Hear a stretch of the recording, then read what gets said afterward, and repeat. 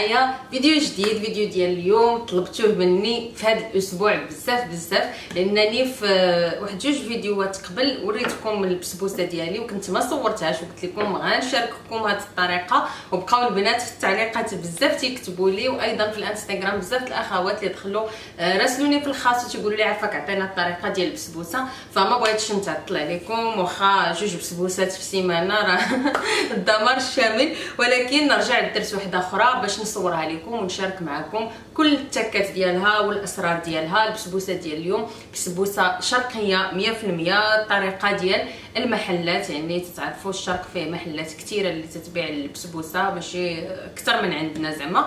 فغادي نوريكم طريقه المحلات واللي سهله وبسيطه، واهم حاجه مكوناتها متوفره في كل بيت. غندوزو مباشره نبداو طريقه التحضير. ودابا غندوزو المقادير اللي هما بساط ولكن تيجيبوها بيرفكت كيف ما تنقولوا. المقادير ديالنا ما فيهمش البيض، يعني بغيت نقول لكم ان البسبوسه الاصليه ما تيكونش فيها البيض، ما تيكونش فيها الزيت، فهي تستخدم بهاد السمنه الشرقيه اللي ديما تنشارك معكم تيستخدموها هما بزاف في الحلويات ديالهم. ولكن كاين انواع اخرى البسبوسه اللي فيها البيض، كاين اللي تنزيدوا فيها الكوكونات بالكوكو، المهم كاين بزاف الانواع. راه سبق لي شاركت معكم وحده بالكوكو، ولكن هذه كي تنقولوا طريقه تقليديه يعني ساده ما مزيود فيها حتى شي حاجه. كاين اللي تدار بالكريم، كاين اللي تدار بالقشطه، المهم كاين بزاف الانواع. انا هذه اللي غنشارك معكم فهي العاديه والاصليه كيف ما تنقولوا. بالنسبه للمقادير فعندي هنايا سميده رقيقه، عندي 2 كابس، يعني عندي جوج ديال الاكواب المعياريه اللي هي هذه اللي دابا بطبيعه الحال راه متوفره في كل بيت. بالنسبه اللي ما عندوش فكاب واحد من هاد الاكواب المعياريه بالسميده هو كاس ونص، يعني 2 كابس يمكن هي 3 الكيسان ديال العنبه ديال السميده. هي الكاس العنبه كاس ونص العنبه يدير كاس من هاد الاكواب المعياريه، ولكن من الاحسن تستخدموا هادو لان كلشي معبور بهم. فكي قلت لكم عندي جوج ديال الاكواب المعياريه بالسميده الرقيقه او السميد الناعم، تلقاوها في المحلات العربيه، محلات الاسيويه، في رواق المأكولات الشرقيه. عندي هنا واحد فاني حسب الاختيار، ما بغيتوش تنكهوا بفاني ممكن تستغناو عليه. عندي هنا نص كوب ديال الدقيق، دائما بنفس الاكواب عبرت نص كوب ديال الدقيق. عندي هنا كوب الا ربع ديال السكر الخشن سنيده، هنا عندي كاس الا ربع ديال سنيده، نص كاس ديال طحينه الفورس، جوج كيسان السميده. غادي تستغربوا طحينه الفورس فغالبا البسبوسه اللي تنديروا في الدار تدار غير بالسميده، ولكن البسبوسه اللي تناكلوا في المحلات خصوصا الناس اللي مشاو الدول في الشرق الاوسط، البسبوسه اللي تاكلوا تما في المحلات البسبوسه ديال برا، فالسر ديالها هو تيزيدوا فيها الفورس، داكشي علاش تجي معلكه وتجي رطبه ما تجيش خشينه بزاف بحال اللي تنديروا في الدار. فهاد الوصفه البسبوسه ديال الشارع كي تنقولوا ديال المحلات. بالنسبه لهنا عندي دانون مسوس، دانون مسوس اي دانون مسوس عندكم. بالنسبه لهذا اللي تنستخدم انا فيه 200 غرام، يعني الوزن ديالو 200 غرام باش نكون مضبوطه معكم في العبارات. فدانون مسوس او يوغورت طبيعي 200 غرام.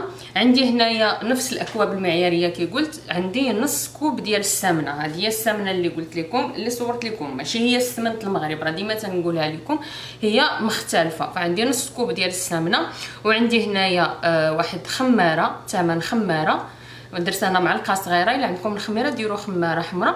وعندي هنا رشه ديال الملح. ففقط هذه هي المكونات، سهله وبسيطه كي شفتوا، السميده، طحين، السكر، دانون، السمنه والخميره والملح. فهذه هي المكونات.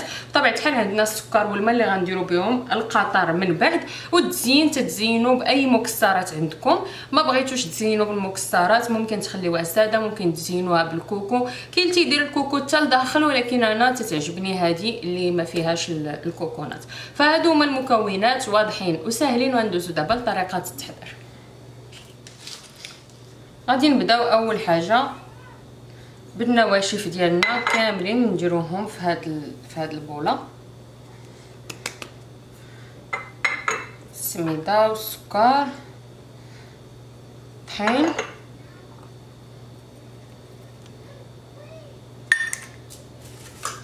خميره، فاني، ثم رشه الملح. هذه هي اخر حاجه.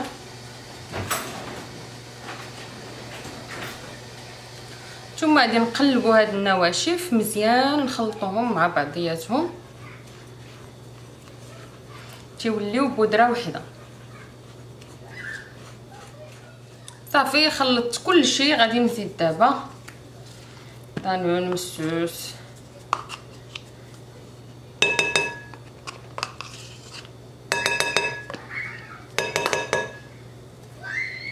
والسمنه. هادو هما جوج الحاجات اللي عندنا سائله. السمنه كي شفتوا انا ما مذوباها ما والو، راها بدرجه حراره الغرفه. بالنسبه للناس اللي يقولوا لي ما عندناش السمنه فممكن تعوضوها بالزبده. هي ما غتعطيكمش صراحه نفس ديك اللذه ديال السمنه، ولكن ممكن تخدموها بالزبده، غير هي تكون الزبده ديال العبار اولا الزبده سنترال، ما تكونش المارغرين، تكون الزبده اللي بنينه باش تعطي واحد المذاق. صافي تتبداو تتخلطوا كلشي مع بعضياته. صافي ما فيها حتى شي حاجه اللي صعيبه.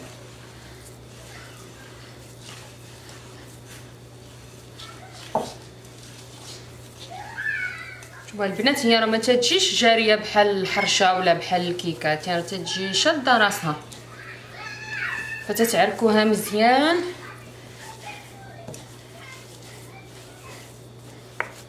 حتى ما تتبقاش تتبان لكم البودره ديال السميده اولا البودره ديال الخليط في حتى بلاصه، تتعرفوا ان داك الخليط وصلاتو السمن ودانون لكاع الجوانب ديالو، شتي كتيجي بحال هكا.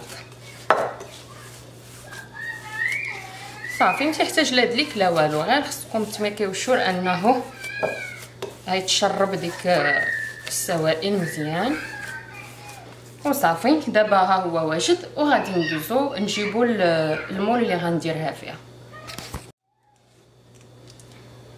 دابا البنات غادي ندوزو المول، فممكن تستعملوا اي مول عندكم، مول ديال الالومنيوم اولا ديال الزاج. انا كيف قلت لكم في الفيديو اللي فات تيعجبني صراحه نديرها في هاد المقله الثقيله ديال الملوي، يعني احسن حاجه تتعجبني، خصوصا فاش تنكون غنديرها غير لينا للدار، يعني ما جاي لا ضياف ولا حتى شي حاجه، فماشي مشكل زعما الا حطيت فيها. فالمهم بغيتو ديروا بحالي تستخدموها هنا ديروا، ما بغيتوش ديروها في مول ديال الزاج.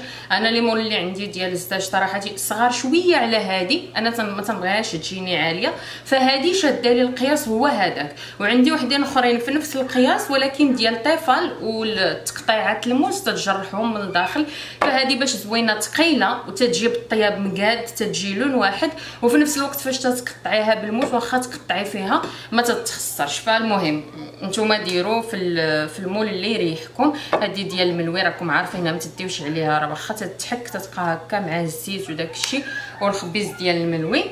فالمهم انا قلت لكم شنو تندير وانتم لكم الاختيار. دابا غادي نجيب ديك السمنه وغادي نعاود ندهن بها المول مزيان، تندير فيه لا سميده لا حتى شي حاجه، تندهنو غير بهاد السمنه هادي اناف وما تتخليهاش تلصق.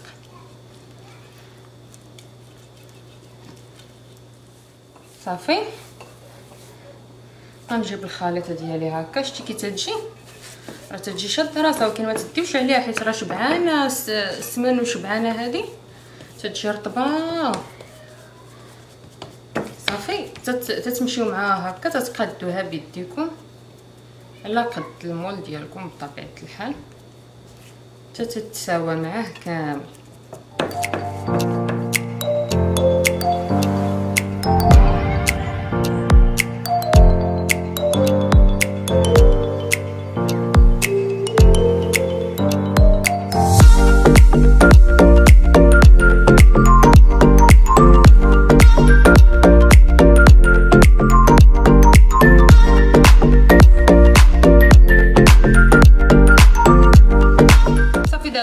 ما سويناها مزيان كي تتشوفوا هذا هو الشكل ديالها، غندوزو نزينوها. فكي قلت لكم كل واحد يزينها بالشكل اللي بغا، يعني بغيتو ما ديروا لها حتى حاجه ما ديروا لهاش، بغيتو تقطعوها كاين اللي تيقطعها هكايا وهي في اللاطه تيقطعها وتيدير في كل قطعه لوزه في الوسط، حتى هذاك الشكل تيجي زوين، خصوصا الا كان المول على شكل مربع.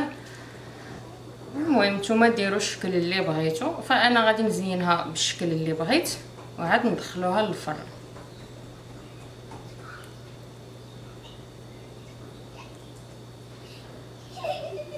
واخا جا هادشي كله واخا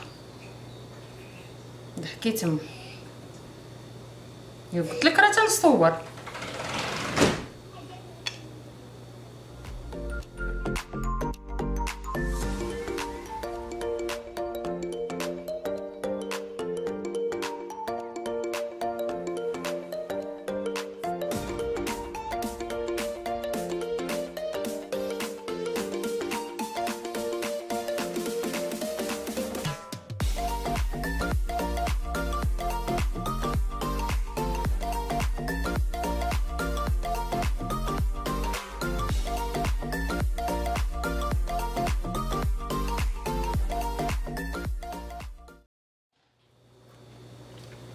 دابا البنات البسبوسه ديالي واجده، غادي ندخلها للفرن اللي سخنته مسبقا على درجه حراره 350 اولا 160. غادي ندخلها وغادي نخليها 30 دقيقه او ما يعادل نص ساعه. نص ساعه تطيب، تيبان لكم جنابها راه بداو تيتحمروا، نص ساعه تتكون طايبه. من غادي دوز نص ساعه غنطفيو عليها من التحت وغنشعلوا على الوجه فقط، تاخذ لنا داك اللون الذهبي، غير تاخذ داك اللون نطفيو عليها وها هي واجده. بالنسبه للسيرو ديالها خصها تخرج سخونه ونديروا لها السيرو سخون. هذا علاش ملي غادي دوز واحد 15 دقيقه هكاياك وهي في الفرن عاد غادي نشارك معكم السيرو ونديروه يطيب، باش اون فوا هي تكمل الطياب ديالها غادي يكون داك السيرو واجد حتى هو كمل الغليان ديالو باش غنخرجوها نسقيوها مباشره. فغندوزو دابا مبدئيا نحطوها في الفران.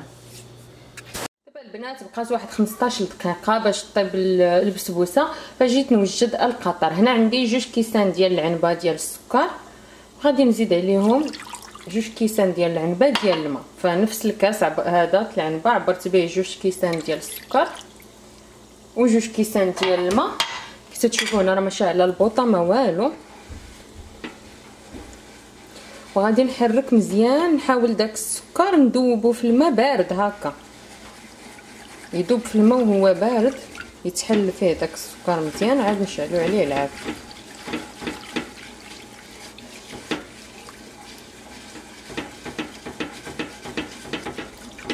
صافي هكا حتى تيذوب في الماء. دابا غنشعل عليه العافيه. غادي نخليها البنات على نار متوسطه تيبدا يغلي. مني يبدا بالغليان غنحسب له 10 دقائق بالضبط، يعني اون فوا يبدا يغلي يدير دوك الفقاعات غنبدا نحسب له 10 دقائق. من تسالي 10 دقائق غادي نزيد فيه واحد القطيره ديال الماء زهر، اولا تعصروا فيه واحد شويه ديال الحامض، واحد نص حامضه تعصروا فيه واحد شويه. نتوما لكم الاختيار، يا تعصروا الحامض يا ديروا الزهر. اون فوا ديروه وتطفيو عليه مباشره، في ذاك الوقت غادي تكون البسبوسه حتى هي كملات بالطياب، باش غادي تكون البسبوسه سخونه. وحتى القطر ضروري يكون مازال سخون وغليان باش يتشربها. بطبيعه الحال هذه بالنسبه للبسبوسه. كاين حاجات اخرين بحال القطايف بحال الكنافه تيخص القطر فيها يكون بارد والحاجه سخونه، العكس. يعني هي القاعده في المعسلات هي ان الحاجه اللي تنبغيوها تبقى مقرمشه خصها يكون القطر ديالها بارد، والحاجه اللي تنبغيوها تجي رطبه وتجي معلكه خصها تكون هي سخونه والقطر سخون.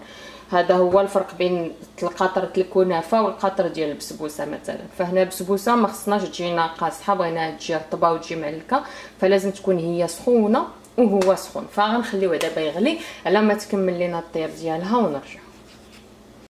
صافي البنات، ها هي طابت البسبوسه. انا خرجتها راه مازال سخونه. كي تشوفوا خدات اللوين ديالها تيخصها تجي محمره شويه. وها هو هذا القطر حتى هو مازال سخون كي طفيت عليه، فمباشره ناخذوه سخون وتنديروه فيها. ضروري تسمعوا هاد التبقبيقه.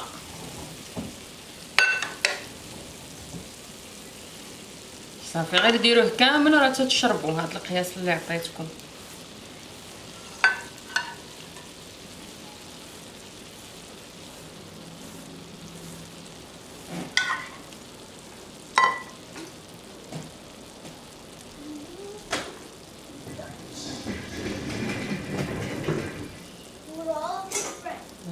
حتى تطفى شويه، يعني تتشرب تعاود تزيدو صافي تتشرب لكم الكميه كامل، وتتخليوها تبرد شويه وعاد غادي ندوزو نقطعوها.